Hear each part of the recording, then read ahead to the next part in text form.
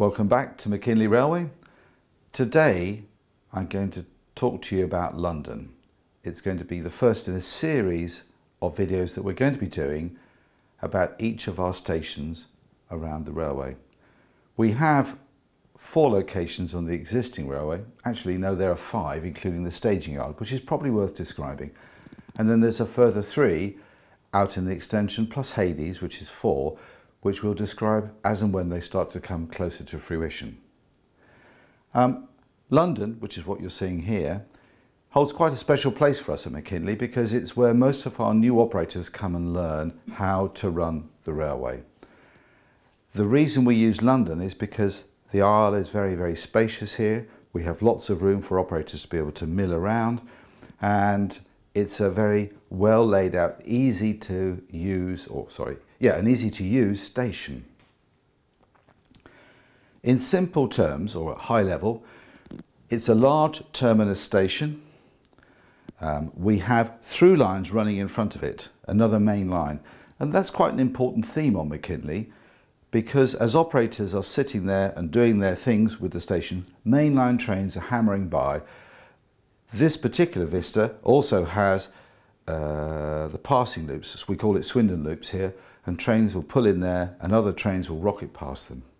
London comprises of the following things. We have 6 platforms. We have a goods facility in front of it. We have an engine shed, a medium-sized engine shed by the approach. And then behind are the carriage sidings. London physically is a little bit tired at present. If you notice, there is no back scene here. That's a historical problem. There was a fantastic lady called Jenny Drake that built the back scenes for 1, 2, 3, 4, 5 of our stations. But we're still left. She disappeared and I didn't know what happened to her. And I've only just recently found out from a chap called Jeff Weston that she actually died, which is a tragedy because I didn't know, and she did such great work. And we've got about 10 metres of back scene, high back scenes, metre deep, 10 metre run in here and another 30 metres out there on the extension. So if any of you know of a good back scene creator that can stitch pictures together and get it printed out in the clever way that's needed, I'm all ears. I'm desperate to find someone. Anyway, moving on, let's talk about the details in London. The first thing that our operators have to do before we give them any geographical knowledge is understand how to use these throttles. We standardised on the Digitrax world for many reasons, fundamentally because it's very reliable and works. But my bugbear are these throttles. They're very hard to use. They're quite complicated. I'd love Digitrax to produce a throttle with just 10 buttons on it with the little LED display things here, and I'd buy them on bulk. But we end up having to teach our operators how to use those throttles, and we have a 3-page training book of just tests that they have to do to prove to us that they know how to use those throttles. Because without that, they can't do anything on the railway, and they need to be completely comfortable with those throttles. So we have a specific set of sheets to allow the operators to test themselves to see whether they're proficient with these cumbersome throttles, really. Then going around the station in some detail now. Once they've learned how to drive trains, we talk about the fact that there are 6 terminus platforms in London. The furthest one there, platform 1 with the DMU in it, is for suburban services.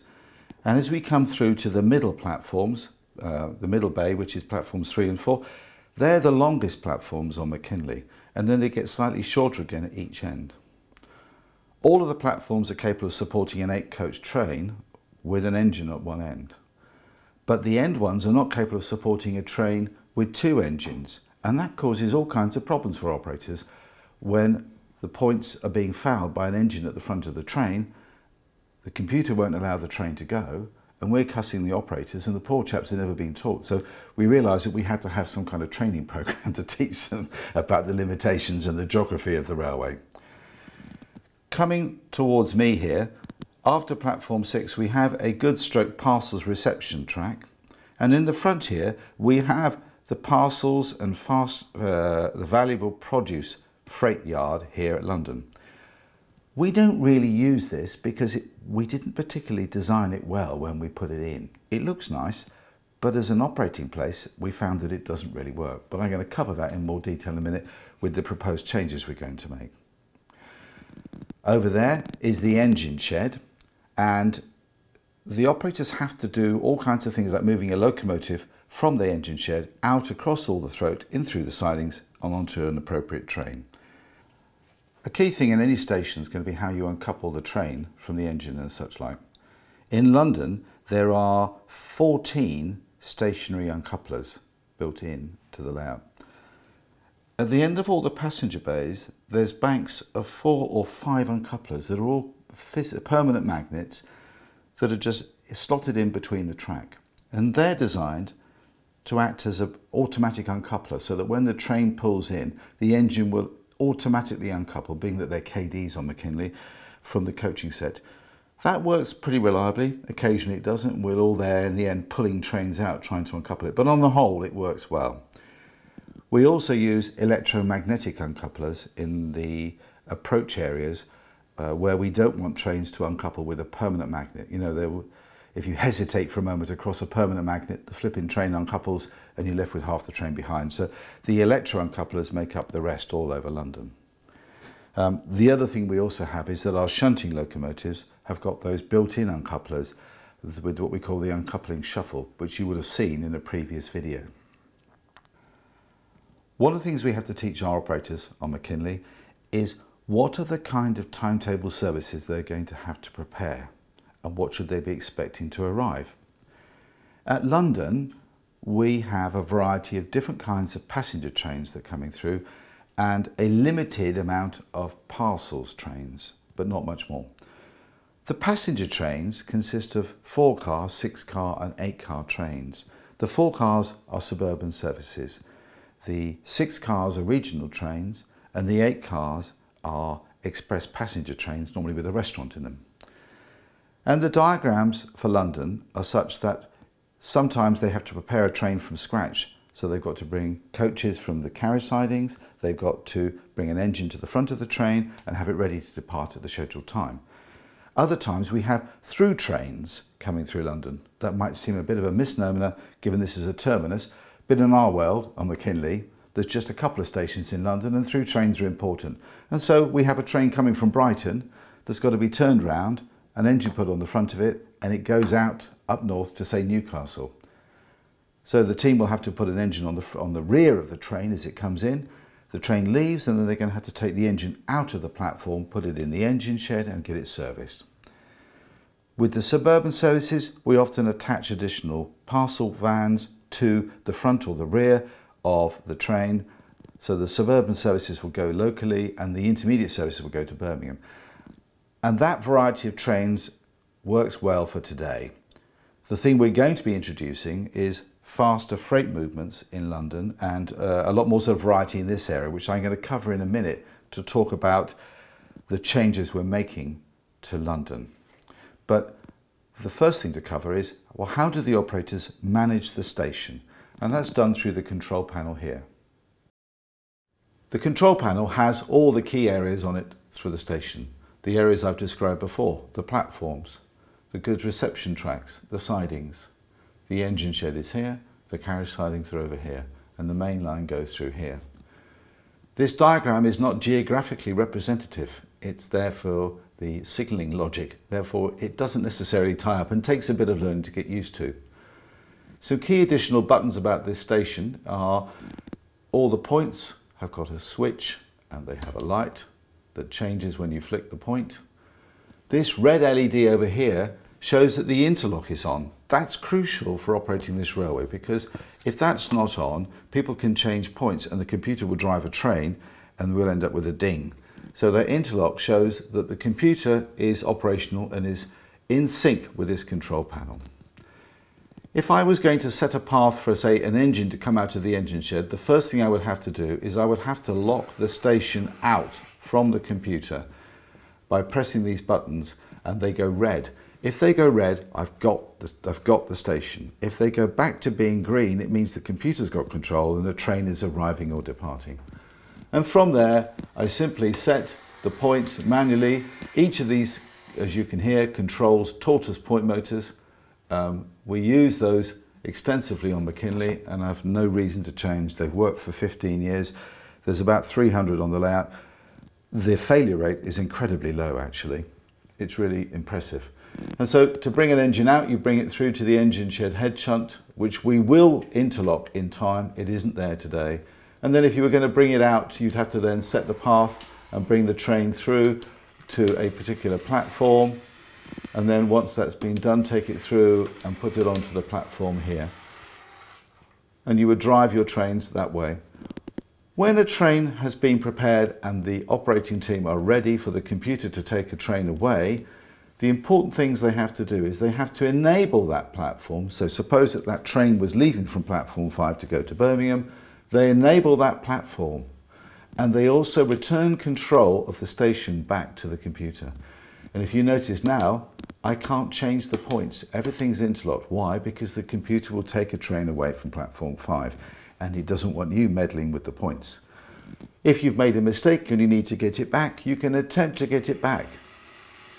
The computer has not set the train off at this stage because I've managed to get control back of the station and I can make appropriate changes as necessary. So it's an interlocking system, it works well, and these panels are a crucial component of the operations. So now the next thing probably to describe to you is what we're going to be doing to change the freight operations on these front tracks here. So to that, what I'm going to do is move all these wagons out of here and put some pieces of paper down in a classic Blue Peter fashion and show you what we're going to be doing. So I'll be back with you in a minute. As you can see, we've cleared all the wagons out and what we are left with is just 3 long empty sidings. What's worse is they all curve gently, which looks fantastic, but it means that none of the uncoupling systems work on a curve. So I'm going to transform this as to what we think we want in the future. So in the immortal words of Fanny Craddock, one I prepared earlier, et voila. So here are the changes that we want to do to the layout.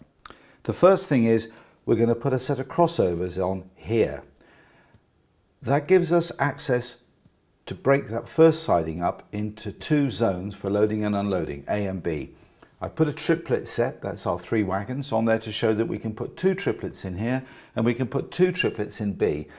If the triplets in B need to be unloaded or pulled away, they can be brought out to the middle track, which effectively is the distribution track. The next track I'm going to talk about is track C at the front here, the frontmost layer. We're cutting that short. We're cutting this all the way back to here, and that's going to be used for storage.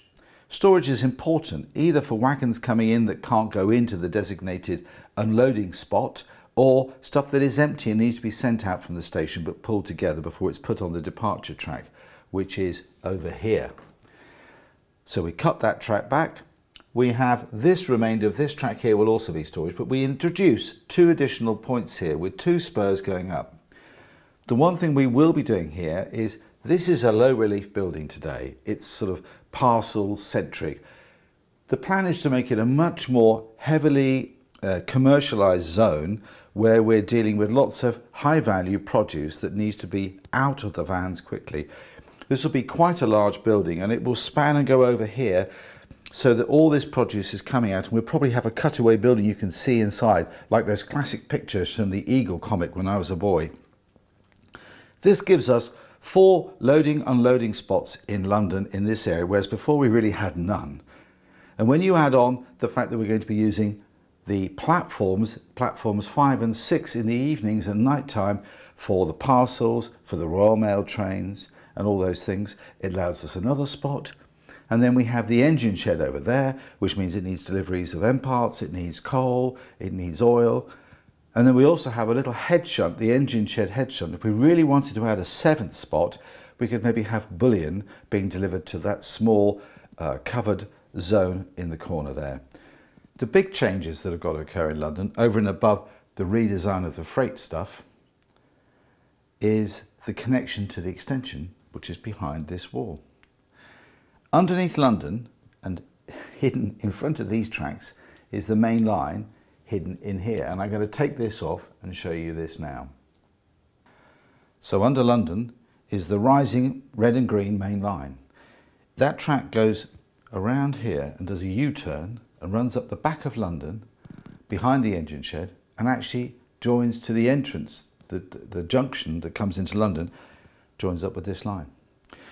This line is going to get severed about here and over there, and those tracks are going to go straight through the wall to join up with the extension.